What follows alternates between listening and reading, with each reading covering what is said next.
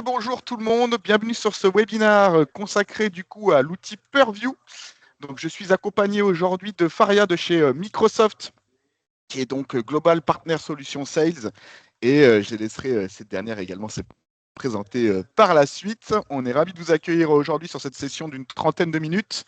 L'objectif étant de faire un scope, on va dire une overview des possibilités de Purview.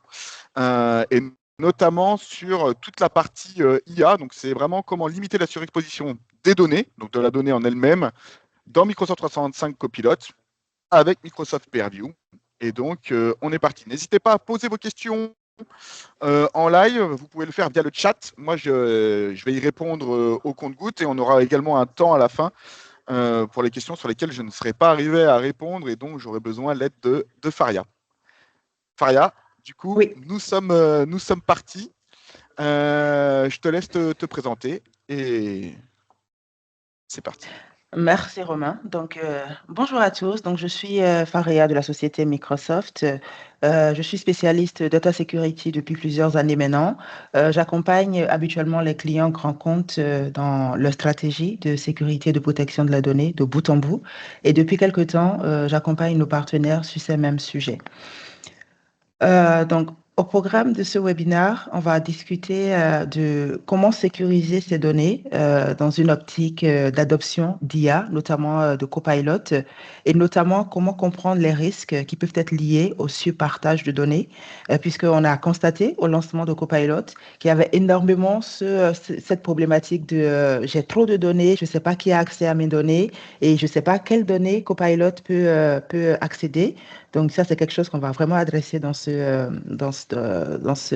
session. Ensuite, on va discuter de comment protéger nos données lorsqu'on est dans l'utilisation de l'IA, de Copilot notamment. Donc la protection va passer par la connaissance de nos données, la classification de ces données, les étiqueter et surtout comment bloquer ou empêcher le surpartage qui existe certainement, comme dans la plupart des organisations. Et au-delà, comment on va administrer tout ça pour avoir une sécurité qui est durable avec un certain nombre de bonnes pratiques dans le temps. Et ensuite, on pourra prendre vos questions, discuter le licensing avec Romain notamment. Oui, eh bien allez, c'est parti. Sur la première partie, comment préparer nos données pour Copilot. Cette question, parce qu'on a ce problème, ce risque de surexposition des données. Surexposition parce qu'on a généralement une mauvaise hygiène tout simplement des droits et des permissions, notamment les accès des utilisateurs, que ce soit sur leur poste de travail, mais également au site SharePoint, OneDrive. Donc, on ne sait pas toujours sur quel SharePoint on est habilité à lire, à déposer des fichiers, à créer du contenu. On ne sait pas quelles sont les permissions qu'on a, quelles sont les permissions qu'on ne devrait pas. Et l'administrateur, de façon centralisée également, n'a pas du tout cette vision. Donc, c'est ce qui va créer en fait ce contexte où on va avoir accès à des informations qui généralement dépassent nos besoins parce que voilà, c'est des permissions qu'on a héritées dans le temps, c'est des permissions qui sont créées, qui ne sont pas toujours supprimées, qui ne sont pas toujours réévaluées. Puisqu'on a accès à des contenus qu'on ne maîtrise pas forcément, on peut être appelé à partager ces contenus-là de la même façon parce qu'il n'y a pas de contrôle, il y a pas de garde-fou. Et les risques que cela peut générer au-delà du partage inapproprié de contenu, mais c'est également le fait que des contenus vont exister qui vont devenir obsolètes, qui ne sont plus à l'ordre du jour. Mais comme ces contenus ne sont pas nettoyés et comme mes permissions ne sont pas nettoyées, Copilot, utilisant mes permissions, va accéder à ces contenus et va me proposer en fait des réponses qui ne seront pas justes puisque ces réponses vont se baser sur un contenu qui est obsolète, tout simplement. Parce que la réalité, c'est que Copilot ne va jamais avoir plus de permissions que je n'en ai, car Copilot va avoir exclusivement mes permissions. Donc, c'est un peu un abus de langage également de parler d'excès de permissions à Copilot, parce que si Copilot a de l'excès de permissions, c'est tout simplement que moi, en tant qu'utilisateur, j'ai également de l'excès de permissions. Donc, c'est autant de risques, en fait, qu'on sait adresser c'est autant de risques qu'on s'est adressé, donc slide suivante, grâce à un certain nombre de mécanismes de protection qu'on peut mettre en place dans Microsoft Purview pour aller retrouver les données sensibles et les protéger, donc les étiqueter, les labelliser, décider qui peut y avoir accès, à quel moment on les retient, à quel moment on les supprime. Et surtout, on va pouvoir éduquer les utilisateurs à ces problématiques-là. Une fois qu'on sait protéger nos données, on va aller regarder de façon très précise comment on va empêcher le partage excessif d'informations, soit en interne, soit vers des populations externes. Donc, c'est souvent le scénario le plus important. On va pouvoir décider des données sensibles auxquelles j'ai accès en interne ne veut pas forcément dire que j'ai le droit de les partager à un tenant tiers. Donc, on va pouvoir utiliser des règles de DLP, Data Loss Prevention, pour pouvoir mettre en place des barrières pour empêcher le partage excessif de ces données-là. Donc, ces données restent bien dans l'environnement sécurisé de mon tenant. Ensuite, parce que les problèmes d'excès de permission de données obsolètes vont souvent avoir lieu dans SharePoint, on va pouvoir créer des mécanismes pour protéger l'intégralité de nos contenus dans SharePoint. Donc, comment cela va se passer? Au moment de la protection de nos données, de la sécurité de nos données auxquelles Copilot va accéder, on va déjà commencer à les connaître, commencer à comprendre quelle donnée est importante, quelle donnée est très importante, quelle donnée devrait être chiffrée, donc ne devrait pas pouvoir être lisible à un individu qui n'est pas autorisé. Par exemple, des CV ou des documents de recrutement qui sont gérés au niveau des ressources humaines. Je peux créer un label, une étiquette de confidentialité où je dis les CV des candidats ou voilà, tout ce qui est documents de recrutement ne doivent être lisibles que par les personnes du département recrutement. Donc, les personnes du département finance ne doivent pas y avoir accès. Et lorsque je vais pouvoir créer des étiquettes de confidentialité que je vais pouvoir positionner sur ces données-là, je vais pouvoir mettre en place une configuration de type chiffrement. Lorsque je vais faire cela et que je vais déployer mon Copilot, Copilot ne pourra avoir accès qu'à ces données-là.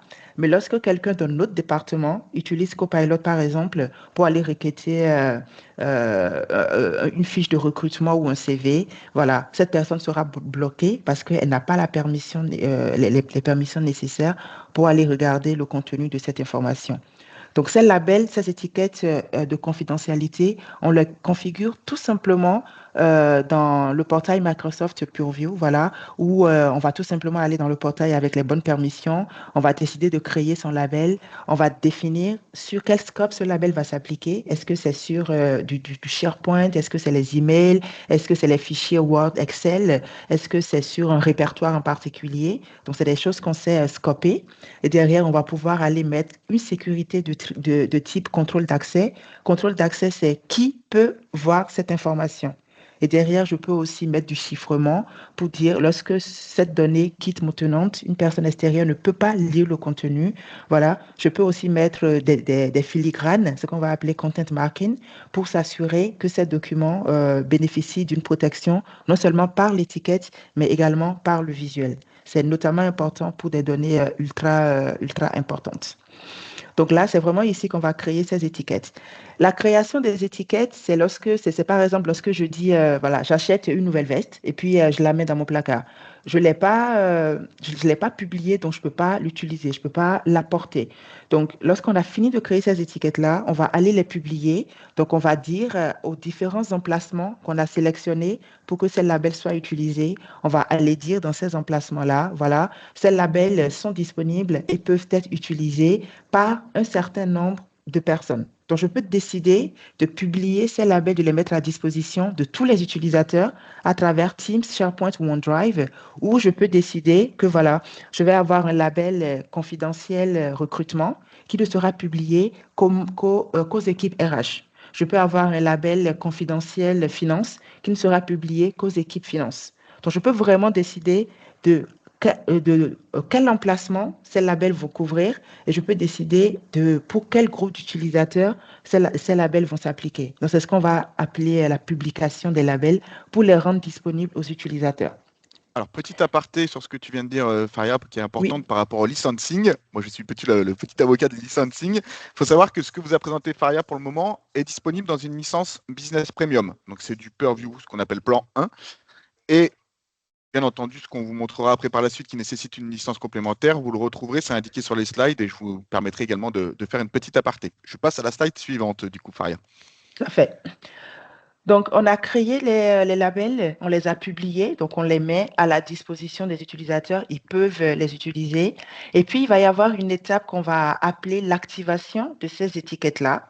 L'activation de ces étiquettes, c'est ce qui va permettre aux utilisateurs de pouvoir aller sélectionner une étiquette sur un document et de pouvoir valider que cette étiquette va bien s'appliquer. Alors, dit comme ça, on a l'impression que c'est un gros boulot, tout ça, mais en fait, non. C'est ce qui nous permet en fait de nous assurer qu'on a formé nos utilisateurs, qu'on les a sensibilisés au fait que dorénavant, lorsque tu es sur un CV de recrutement, tu dois cliquer. En haut, il y a une petite bannière. Tu dois cliquer sur cette petite bannière-là et sélectionner le label confidentiel recrutement, par exemple. Donc, c'est vraiment le fait de permettre à l'utilisateur, derrière son poste de travail, lorsqu'il est sur un document Word ou Excel, de pouvoir cliquer la petite bannière et d'appliquer le bon label. Donc, cette action est super importante pour que ce qu'on a créé, ce qu'on a publié, soit effectivement utilisé par l'utilisateur. Alors, jusque-là, la création et la publication, c'est des activités admin. L'utilisateur ne sait pas ce qui se passe, mais une fois activé, l'utilisateur devient maintenant acteur. Il va pouvoir, dès le moment où on a activé ces labels, il va pouvoir cliquer et les utiliser, donc les consommer et protéger effectivement les documents qu'il manipule. La sensibilisation des utilisateurs, c'est hyper important parce qu'on a tendance à penser qu'un projet de data security, Microsoft Purview, c'est une usine à gaz, c'est immense, ça prend toute une vie pour être mis en place, mais pas du tout. Pour les clients de très petite taille, on a des guides, voilà, très, très faciles, très rapides à adopter, qui permettent de former les utilisateurs, de les informer, de les sensibiliser à pouvoir avoir le réflexe d'aller sélectionner un label et de l'appliquer manuellement. On a également des approches, des petits packs d'adoption où on vient vers vous, le partenaire, notamment Arpège par exemple, va venir vers vous, va vous dire, vous avez des licences Business Premium, vous n'avez pas encore commencé à utiliser Purview. Aujourd'hui, on a un package qu'on peut déployer en 1 semaine, en 2 semaines, en 3 semaines, qui va vous permettre d'avoir les bases de la protection, de la sécurité des données qui sont contenues aujourd'hui dans vos licences. Donc, un projet de data security, ça peut aller très, très vite lorsqu'on se fait accompagner et lorsqu'on tient compte de l'importance de sensibiliser les utilisateurs et qu'on travaille main dans la main avec un partenaire qui est formé et qui est habitué à déployer ce type de projet. Voilà. Donc, la première partie qu'on vient de couvrir, tout ce qui est protection de l'information, c'est une mesure de protection, disons, qui permet de protéger, de sécuriser les documents en interne. Lorsque je manipule les documents au quotidien, les documents sont classifiés, les documents sont étiquetés par l'admin, et moi, derrière, en tant qu'utilisateur, je vais venir sélectionner la bannière, appliquer le bon label, voilà, pour avoir la protection qu'il faut, m'assurer que des documents de recrutement ne seront pas visibles par les personnes du département finance, que les communications du PDG, du directeur, du fondateur ne sont pas visibles par le stagiaire, parce que derrière, il y a des labels qui permettent cette protection-là. Au-delà de cette protection périmétrique, j'ai envie de dire, on va aussi penser à protéger ces documents qu'on a classifiés, qu'on a étiquetés, on va les protéger contre des partages non autorisés. D'accord? Donc, ces partages non autorisés, c'est ce qui va permettre en fait d'avoir des risques de surexposition ou de fuite de données, et notamment dans un contexte de copilot, on va s'assurer de créer ce qu'on va appeler des règles de DLP, de protection contre la fuite de données, qu'on va pouvoir paramétrer dans des emplacements comme Exchange, donc sur nos mails, mais également sur SharePoint et également sur OneDrive. L'idée d'avoir une stratégie DLP, c'est par exemple lorsque les documents sont classifiés et que moi je viens apposer un label sur ce document-là, il va y avoir une règle de protection contre la fuite de données qui va dire un document qui est classifié confidentiel recrutement ne doit pas être partagé à un tenant externe. Donc, je ne dois pas partager ce type de document, par exemple, à un acteur comme Microsoft. Donc, comment ça va se passer? Je vais tout simplement aller créer ma règle de DLP. Et une fois que j'ai créé ma règle de DLP, lorsque, par erreur, j'envoie un mail à Microsoft ou à Arpège et que j'inclus ce document, je vais avoir une petite fenêtre pop-up qui va me dire, attention, votre organisation précise que des documents labellisés confidentiels, recrutement, ne doivent pas être partagés à cet acteur. Est-ce que vous êtes sûr de vouloir continuer? Donc, le schéma, c'est pas de dire, lorsque je vais envoyer ce document, je suis bloqué, je peux plus rien faire, fin de la discussion. Non, c'est de renforcer la formation des utilisateurs, de leur rappeler que ce document qui est classifié avec cette étiquette-là, c'est pour des raisons de sécurité. Mais si vous avez une bonne raison de partager, donnez cette raison. Donc, on va proposer peut-être deux ou trois propositions de justification. Et si le contexte, si l'action ne rentre pas dans ces contextes-là, l'utilisateur va pouvoir justifier, j'ai besoin de partager à Arpège parce que, voilà, j'ai besoin de partager à Microsoft parce que cela permet en fait, dans un premier temps, d'éviter un partage accidentel, comme ça arrive tout le temps d'ailleurs. Cela permet de renforcer la formation de l'utilisateur, sa sensibilité à la sécurité des données, et cela permet surtout de garder des traces pour pouvoir auditer en cas de fuite de données, de comprendre ce qui s'est passé, dans quel contexte, et de pouvoir prévenir ce type de comportement à l'avenir. Donc, c'est ainsi qu'on va pouvoir créer et partager des règles voilà, de protection contre la fuite de données. Alors, Au-delà de avant cela, de oui, passer sur l'administré, du coup, Faria, toujours petite parenthèse, tout ce qu'on vous a présenté jusqu'à maintenant est donc bien disponible dans vos licences Business Premium. Et après, on verra par la suite que vous avez la possibilité également de pouvoir automatiser ces actions encore plus via des actions complémentaires. Faria, je te redonne la main. oui, alors effectivement, dans les licences Business Premium, l'administrateur va créer, ou votre partenaire, hein, il va vous aider à classifier ces données, à déterminer avec vous quelles données sont générales, voilà, c'est des données internes qu'on peut partager sans problème, quelles données sont confidentielles, quelles données doivent être secrètes, on va mettre les labels et tout ça, mais c'est l'utilisateur qui va venir d'un geste en 2 clics, mais vraiment en 2 clics, cliquer sur la bannière, sélectionner le bon label, il y en a 3 ou 4, vraiment pour faire simple, et il applique ce label au document. Ça prend 1 seconde et c'est fait. Mais le contrepoids, c'est qu'on va laisser porter cette charge de sélectionner le bon label. On va laisser à l'utilisateur cette charge-là, ce qui fait qu'il y a quand même un taux de risque que l'utilisateur sélectionne le mauvais label. Voilà. Donc, on a la possibilité d'automatiser cette action-là grâce à des licences plus avancées que Romain va vous présenter tout à l'heure. On a la possibilité de dire tous les documents qui vont contenir le mot CV ou tous les documents qui vont contenir un numéro de carte bancaire ou tous les documents qui sont déposés sur ce SharePoint-là par le directeur, par le PDG, ces documents vont automatiquement être labellisés confidentiels, secrets, recrutement. Donc, on a vraiment la possibilité d'automatiser ces actions-là. Pour ce qui est des règles de protection contre la fuite de données, lorsque vous allez créer vos règles DLP pour empêcher le partage accidentel de données, ça, c'est vraiment protéger vos données contre l'extérieur. Mais dans un contexte d'utilisation de Copilot, vous avez la possibilité de dire, voilà, j'ai accès à tout ça en tant que PDG, j'ai accès à toutes les données de mon entreprise, c'est bien. Lorsque vous utilisez Copilot, vous n'avez peut-être pas envie que Copilot puisse raisonner sur, par exemple, vous êtes en train de faire une acquisition. Vous n'avez pas envie que les documents de l'acquisition soient traités dans Copilot. Vous voulez vraiment garder cela secret, rien que vous et votre associé. Donc, on a la possibilité de créer une règle DLP pour empêcher Copilot de raisonner ce type de document. Donc, PDG, vous faites une fusion-acquisition, c'est une discussion entre vous, votre avocat et votre associé. Vous créez le document, vous avez toutes les permissions sur le document.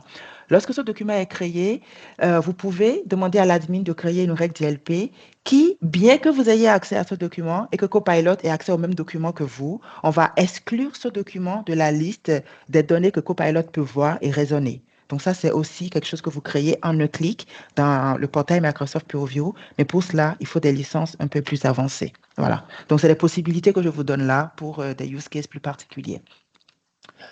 Toujours dans un contexte d'utilisation de Copilot, on a la possibilité, c'est une question qui est revenue pendant très longtemps et rapidement Microsoft l'a mise en place, on a la possibilité de collecter, de conserver et d'investiguer les interactions de Copilot. Donc, si vous vous levez PDG dans 3 mois, vous voulez savoir, voilà, quelles sont les activités de mes employés sur Copilot, qu'est-ce qu'ils ont fait comme requête, est-ce que potentiellement il y a des requêtes dangereuses, est-ce que cette fusion-acquisition top secrète, est-ce qu'il n'y a pas un utilisateur qui l'a découverte, qui a demandé à Copilot, vous pouvez demander à votre admin ou à votre partenaire de vous aider à investiguer toutes les interactions de vos utilisateurs, les prompts et les réponses de Copilot dans Microsoft Purview. Donc ça, on sait le faire dans la partie e-discovery. Je vois qu'il y a une question, mais je termine rapidement, puis je prends la question. Slide suivante, s'il te plaît, Vas-y, Romain. vas-y, Faria, je vais répondre on gardera les OK, questions à la fin. voilà. Donc, de la même façon qu'on sait retrouver les investigations, on sait investiguer les interactions de Copilot dans Microsoft Purview, on sait aussi aller gérer tout le cycle de vie de nos données, de l'ensemble de nos données, mais également des interactions de Copilot dans Microsoft Purview. Donc, je prends un exemple simple, GDPR. On ne peut pas garder les CV ou les résultats d'activité ou les contrats plus de 5 ans, plus de 10 ans. Donc, non seulement il y a cette clause GDPR, RGPD, mais il y a également ce besoin quand même de faire le ménage dans son tenante parce qu'à terme, on retient toutes les données, ça devient obsolète au bout de 10 ans, 20 ans, c'est là, ça consomme du stockage, on paye ce stockage-là pour des données qu'on n'utilise pas. Donc, Microsoft Purview vous permet de faire le ménage sur votre tenante, sur vos sites SharePoint et OneDrive, d'aller rechercher des données que vous n'avez pas utilisées depuis 4, 5, 6, 7 ans et de dire, voilà, si ces données n'ont pas été modifiées depuis 7 ans, je vais les supprimer. Ou les données qui sont créées depuis 5 ans, au bout de 5 ans, je veux les supprimer ou je vais les garder encore 2 ans, puis les supprimer. C'est des actions qu'on peut créer et automatiser dans Microsoft Purview pour être impeccable en cas de contrôle GDPR ou en cas de fuite de données. Au moins, vous savez que des données obsolètes ne seront pas dans la nature et voilà, avec toutes les complications qui peuvent aller avec.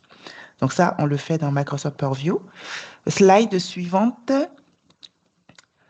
Euh, on sait également, voilà, donc je parlais des sites SharePoint, on sait vous aider à avoir une bonne hygiène de gestion de vos sites SharePoint.